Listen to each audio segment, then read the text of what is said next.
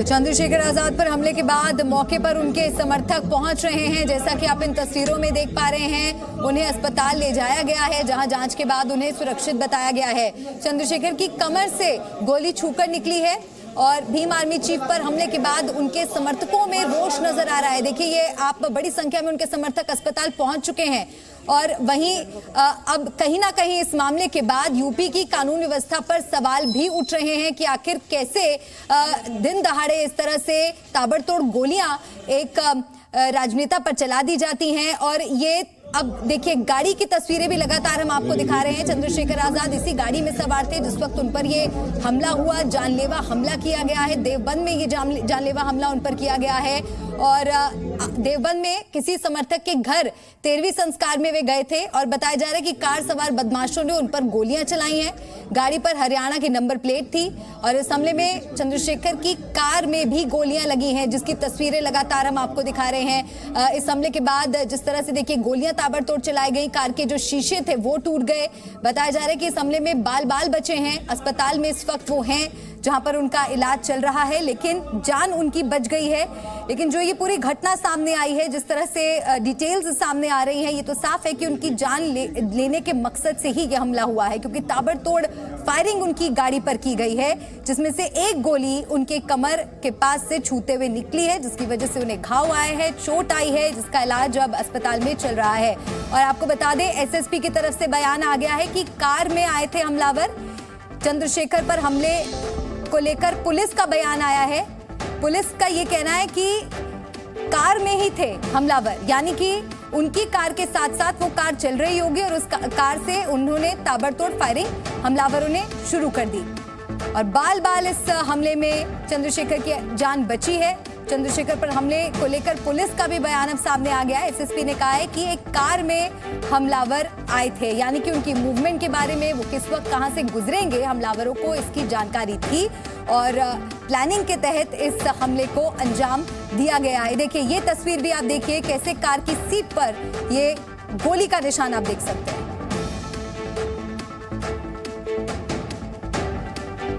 मोहम्मद आकिब सचिव है चंद्रशेखर की पार्टी के, उनसे हम बात करेंगे। सर, सबसे पहले तो हम आपसे ये जानना चाहेंगे कि उनकी सेहत को लेकर क्या जानकारी है, क्या अपडेट? के साथ जो रहते हैं, मनीष जी रहते हैं, तो अभी तो खतरे से बाहर है, लेकिन ये कहीं एक तरह की नाकामी है कि एक इतने बड़े लीडर को, इतने बड़े बहुजनों के नायक भी सही से सुरक्षा नहीं दे पा रहे हैं, तो एक आम आदमी क्या देंगे। आकिब साहब, ये कितने बजे की घटना है और कार में उनके साथ कौन कौन उस वक्त मौजूद था जब ये हमला हुआ? कार उनके साथ 2-3 साथी थे अपने संगठन के। जहाँ मुझे अभी पूर्ण रूप से जानकारी नहीं है, बस इतना है कि कुछ लोग आए और गोली चलाए और चले गए। जो जानकारी आ रही है एसएसपी की तरफ से भी ये बयान सामने आ चुका है अब इस हमले को लेकर कि जो हमलावर है वो भी एक गाड़ी में ही मौजूद थे और हरियाणा नंबर प्लेट की वो गाड़ी थी जिन्होंने ताबड़तोड़ फायरिंग शुरू कर दी। जी, अब तो ये जो है गाड़ी नंबर कैसे बदली जाती है, कैसे प्लेट बदले जाती है, तो सरकार बताए और उनके पुलिस बताए, उनका प्रशासन बताए, ये तो उनके लिए जांच का विषय है।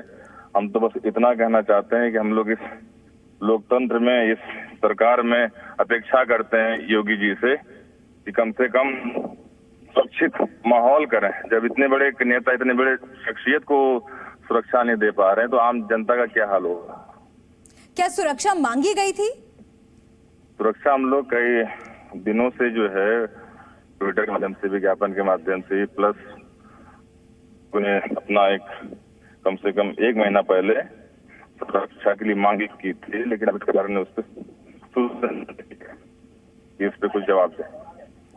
आकिब साहब, क्या आप बता सकते हैं कि कौन हो सकता है इस हमले के पीछे, कौन हो सकता है जो जान लेना चाहता हो चंद्रशेखर आजाद की? अब ऐसे तो हम लोग बहुत से आंखों के जो है किरकिरी हैं, जब से हम लोग अत्याचार या सरकार के खिलाफ आवाज उठा रहे हैं, तो दिन कुछ न कुछ पुलिस किसी झूठे आरोप में हमारे कार्यकर्ताओं को, हमारे लोगों को परेशान करे। और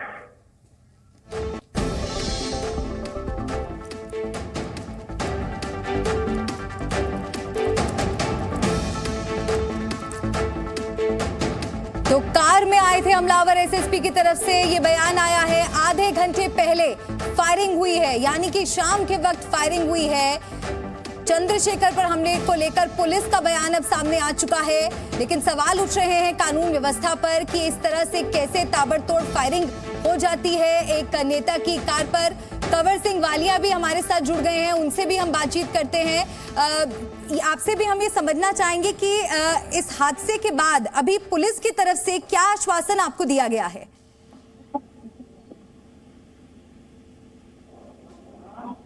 हेलो जी वालिया साहब, ये बताइए कि पुलिस की तरफ से क्या आश्वासन आपको दिया गया है? क्या इस हमले से जुड़ी कोई जानकारी आप तक पहुंची है?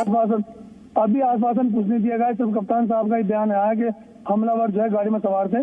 आश्वासन तो पिछले जो है 1 साल से 1.5 साल से कप्तान साहब को ज्ञापन दे रहे हैं, बार बार ये कह रहे हैं कि चंद्रशेखर भाई को सुरक्षा दी जाए, सुरक्षा दी जाए, लेकिन आज तक कोई सुरक्षा नहीं दी गई है और ये एक लापरवाही नजर आती है। और ये पूरा जो है बीजेपी के द्वारा किया गया पूरा षड्यंत्र है।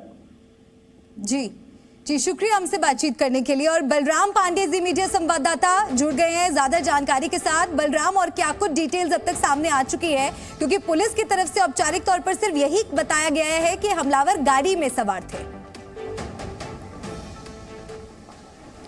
देखिए, आपको बता दें कि चंद्रशेखर आजाद अपनी गाड़ी से एक निजी काम के लिए जा रहे थे। उस वक्त उनके साथ 3 से 4 लोग मौजूद थे और जैसे ही वो देवबंद के पास फ्लाईओवर के नीचे उनकी गाड़ी पहुंची है, हमलावर अचानक से आए और उन्होंने ताबड़तोड़ फायरिंग कर दी। करीब 4 राउंड फायरिंग की गई है। एक गोली उनके कमर के ऊपर छूते हुए निकल गई। यही वजह है कि उन्हें आनन फानन में अस्पताल में भर्ती कराया गया। हालांकि डॉक्टरों ने कहा है कि वो खतरे से बाहर है, लेकिन सवाल इस बात का है कि हमलावर कौन थे, कहां से आए थे और जो गाड़ी लेकर के वो हमलावर आए थे वो किसकी थी? क्योंकि जो वहां चश्मदीद थे उन्होंने ये बताया है कि जो HR नंबर की गाड़ी थी उससे हमलावर आए थे। हालांकि अब पुलिस इन्वेस्टिगेशन कर रही है, पूरे मामले की जांच कर रही है। सच क्या है ये तो उत्तर प्रदेश पुलिस की जांच के बाद ही पता चलेगा, लेकिन कहीं ना कहीं सवाल खड़े होते हैं कि आखिरकार जिस तरीके से चंद्रशेखर आजाद पर जानलेवा हमला हुआ है उसके पीछे किसकी साजिश है। और सबसे बड़ी बात यह है कि पिछले कुछ महीनों से जिस तरीके से चंद्रशेखर का कद धीरे धीरे बढ़ रहा था राजनीति में, बिल्कुल, और उनकी पार्टी के लोगों का भी यही कहना है कि लंबे वक्त से उनके लिए सुरक्षा की मांग उठाई जा रही थी, लेकिन उन्हें सुरक्षा मुहैया नहीं कराई गई। बलराम, शुक्रिया जानकारी पहुंचाने के लिए। नजर बनाए रखिएगा।